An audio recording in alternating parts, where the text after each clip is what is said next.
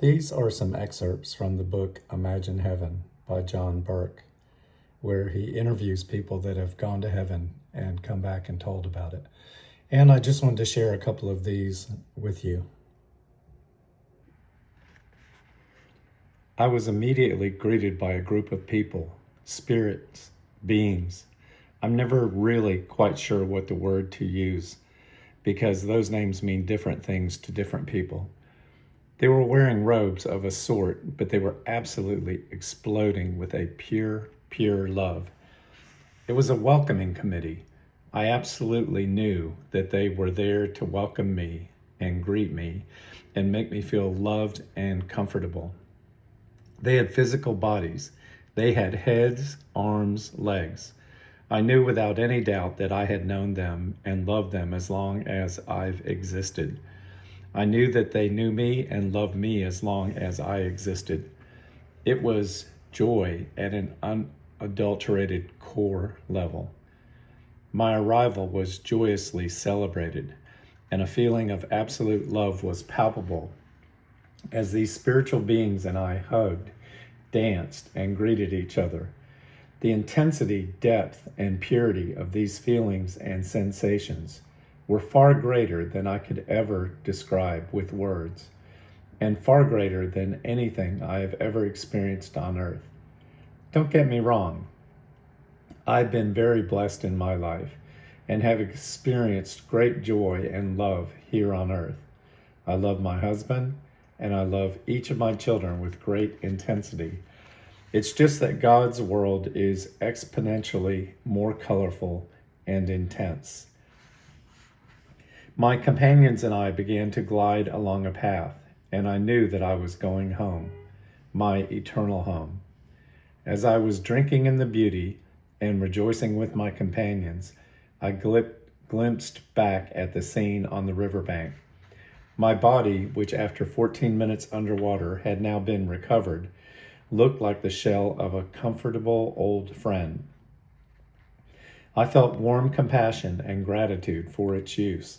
I looked at Tom and his sons, close friends kayaking with Mary, and they seemed so terribly sad and vulnerable.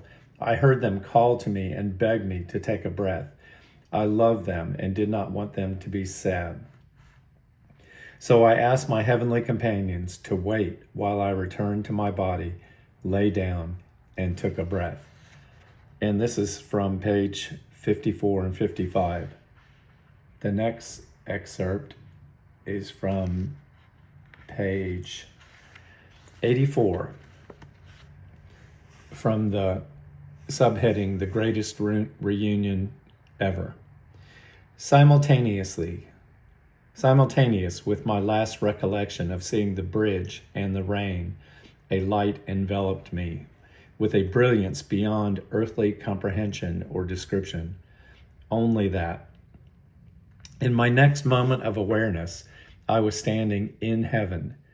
Joy pulsated through me as I looked around, and at that moment, I became aware of a large crowd of people. They stood in front of a brilliant, ornate gate. I have no idea how far away they were. Such things as distance didn't matter. As the crowd rushed toward me, I didn't see Jesus, but I did see people I had known. As they surged toward me, I knew instantly that all of them had died during my lifetime. Their presence seemed absolutely natural. They rushed toward me, and every person was smiling and shouting and praising God. Although no one said so, intuitively, I knew they were my celestial welcoming committee. It was as if they had all gathered just outside heaven's gate waiting for me. The first person I recognized was Joe Colbeth, my grandfather. He looked exactly as I remembered him, with his shock of white hair and what I called a big banana nose. He stopped momentarily and stood in front of me. A grin covered his face. I may have called his name, but I'm not sure. Donnie, that's what my grandfather always called me. His eyes lit up, and he held out his arms as he took the last steps toward me. He embraced me, holding me tightly. He was once again the robust, strong grandfather I had remembered as a child.